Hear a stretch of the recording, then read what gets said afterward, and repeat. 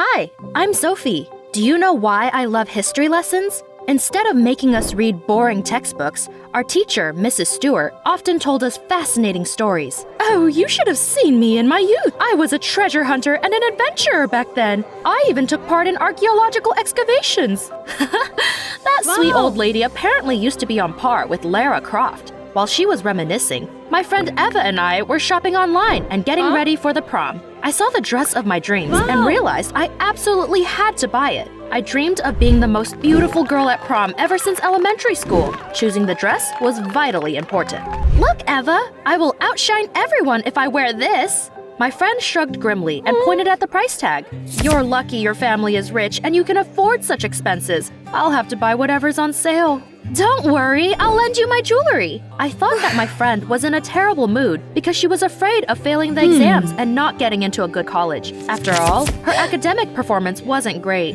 At recess, Scott came up to us and asked me to prom. He was so freaking persistent. I'd had it with him. For the last time, you're not my type, Scott. You don't even know me. Eva looked at Scott sternly and told him to stop bothering me. My friend was so cool. At home, I skipped up to Mom and showed her the dress I had chosen. Look, I've already ordered it. Cool, right? Mom smiled slyly and said that she had a better idea. And then she pulled out a hideous dress from the closet. It was terribly old-fashioned and reeked of bad taste. Ew, there were initials embroidered on its hem. N.A. What was that monstrosity doing in Mom's closet? She said that was the dress she wore to prom, and now she wanted me to wear it too. What? It was a crime against fashion. No way! Don't argue with me. This is a family tradition. If you refuse, you will be staying at home in summer instead of going to Europe. That was so unfair. Those holidays were the last ones before college, and I really wanted to spend them with my friends. But I also really wanted to outshine everyone at the prom. What was I supposed to do? I was fuming and came to school the next day in a terrible mood. As luck would have it, Eva's allergy was acting up, and she stayed at home. Damn it, I wanted to ask her for advice. I was sadly scrolling through the photos on my phone. I looked at the dress of my dreams, and then at the nightmarish rags from my mother's closet. Mrs. Stewart suddenly came up to me and asked me if I was all right. I told her about my problem and showed her the picture of the ugly dress. My teacher looked at it and then slyly winked at me. She suggested I put on my mom's dress at home and then change into the dress of my dreams at school. That way, everyone would be happy. Wow. What a brilliant idea! Thank you, Mrs. Stewart. You're a lifesaver. I followed her cunning plan. When the day I had been waiting for finally arrived, I put on the dress my mother wanted me to wear at home and even posed for the family album. Smile, Sophie! Jeez, it stinks. I can't wait to take it off. I hurried to school, hoping that I would have enough time to change before someone saw me wearing that trash. However, I ran into Mrs. Stewart in the locker room. Yes, this dress was old-fashioned even when I was young. I thanked the teacher for her help again and took out my perfect dress from the locker. You will outshine everyone, baby.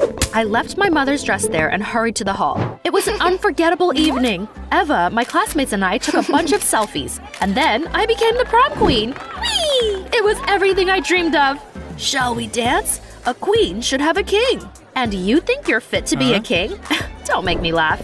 You're a court jester at best. I turned Scott down again and went to the stage. Professional actors were performing a cool costume play on it. I had a lot of fun and was the center of attention all evening. But soon, the prom came to an end and it was time to go home. As we walked, we laughed and remembered the best moments of our time at school. I came home tired, but very happy. However, it had completely slipped my mind that I had to change back. Oops, Mom saw that I was in a different outfit and lost it. Sophie, where's my dress? It, tore and I threw it away. Luckily, I had a spare outfit. Mom turned pale and clutched her head. She told me that that dress brought good luck. My great-grandmother, grandmother, and mother went to prom in it, and after that, they successfully passed the exams, got into good colleges, and married well. That's why I insisted that you wear it too. Now we're done for. My family really was very successful. All my relatives achieved everything they dreamed of. Was it really all thanks to the ugly dress? I didn't want to find out, so I tried to calm my mom down. I left it at school. I'll just go get it right now. I ran there as fast as I could and bumped into a cute guy in the locker room. Hey, what are you doing here? This is a girl's locker room. Whoa, easy there. I work here as a cleaner in the evenings. Have you seen this dress then? I left it here, but now it's gone. The guy's name was Dale. He shook his head and left the locker room. Damn it, Mom would go ballistic if I came back empty-handed. I called Eva, hoping she might know something. There are also initials NA embroidered on it. My friend said that she had seen the actors put it away with the other props and take it away. It's terrible though. Why are you so worried? I told her that the dress brought my family luck and was the reason we were so successful. That's why I had to get it back. Eva calmed me down and told me that I could go to the theater and pick it up in the morning. She was right. I was tired, so I headed home and ran into Dale in the parking lot again. He offered me a ride. It was already dark, so I agreed. We chatted on the way home and I told him about my problem. Interesting. I'm going to that neighborhood tomorrow morning. Do you want me to pick you up and keep you company while you're searching for the dress? Of course I agreed. Would you say no in my place? After all, Dale was really freaking cute. In the morning, he picked me up as we agreed. We came to the theater and immediately went to the costume designer. I described the dress that they had mistakenly taken to him. Yes, I remember it. I wondered why we had such an ugly dress. I put it away with the rest of our costumes. Come on, I'll give it back to you. Phew! Hallelujah! Mom wouldn't lose it now that the rags had been found. However, when we walked into the prop room, we saw someone in a hoodie grab my dress and jump out the window like they were a circus monkey. Stop! Give it back! I ran after the thief, but they quickly got on a bike and escaped. I was out of breath and couldn't run anymore. A car suddenly honked next to me. It was Dale! Get in! We'll catch up to them! The chase began. I felt like I was in an action movie. We chased after the figure on the bicycle, but that scumbag managed to get away from us through narrow alleys. Holy crud, it was a disaster! I was miserable. Dale drove me home and tried to comfort me. Cheer up, you look so nice when you're smiling. Oh, Dale was adorable, but I still had to explain what happened to my mother. My heart sank, and smiling was the last thing on my mind. When I told her that the dress had been stolen, my mom collapsed into a chair. This is the end. Dark times are ahead of us. Oh, come on, Mom. That's just superstition. I tried to convince her that nothing bad would happen. However, we soon ran into trouble. At first, it wasn't that bad. For example, I dropped my brand new iPhone and its screen broke. And then my mom's car broke down. But things kept getting worse by the day. Our basement flooded, and I had trouble preparing for the exams because the internet was down. My mom was so unused to not having a car, she often came late to work and was fired. Now, I believed in the power of that dress. I feared that without it, I wouldn't be accepted into a good college. But guess what? Luck suddenly smiled down on Eva. Her allergy symptoms miraculously cleared up. She met a cool guy and started to brag that she would soon get into the best college in the state. And one day, she called me and said that her relative that she had never even seen had died and left her a car. Can you imagine? I'm going to a college in a fancy car! I was happy for my friend and did not envy her at all, honest. But it was still very suspicious. It felt like she had got her hands on a lucky talisman. And then it hit me. I told her about my lucky dress. She even knew it had been in the theater. Did Eva steal it? Of course she would have never told me the truth. I had to ask Dale for help. I called him and told him about my suspicions, and he came up with a cool plan. That evening, we drove up to Eva's house. Dale took a package he'd brought along, rang the doorbell, and pretended to be a postman. Good evening. I have a package for you. Please sign here, here, and here. Meanwhile, I climbed into my friend's room through the window and started to look for the dress. Soon, I saw a familiar hoodie in the closet. It was the hoodie the thief had worn to the theater. So it really had been her. Ugh, I thought she was my friend. My mother's dress was hanging next to the hoodie. Bingo. I quickly stuffed it into my bag and was about to go. But at that moment, Eva walked into the room. She grabbed the bag and we started to play tug-of-war with it. Give it back! I've always envied you, and I deserve a little love too! Yeah, dream on! The dress belongs to us! Dale honked, and it distracted my former friend. Look, it's Johnny Depp! I grabbed the bag and ran out into the street. Step on it, Dale! He drove me home. I hugged him gratefully and took the dress from the back seat. Thanks for the help. You're adorable. We agreed to go on a date sometime, and I went home. Look, Mom, I've brought the dress back, so everything's going to be okay. Mom opened the bag and stared at me in surprise. Actually, I was pretty confused too, because there were only some pink rags inside. What's this? I realized that I must have taken the wrong bag from Dale's car. I immediately called him, but to my surprise, he had turned off his phone. That was weird. I didn't know his address, but I remembered that Dale worked as a janitor at school. They would know where I could find him. However, I was in for a disappointment. The principal shrugged and said that they had never had such an employee. Did the bastard help me get the dress back only to take it for himself? I didn't know what to do. I was even thinking about going to the police, but I doubted that anyone would investigate the theft of a century-old dress. So I came home and told my mom that I had done everything I could. She was gutted and stopped looking for a new job.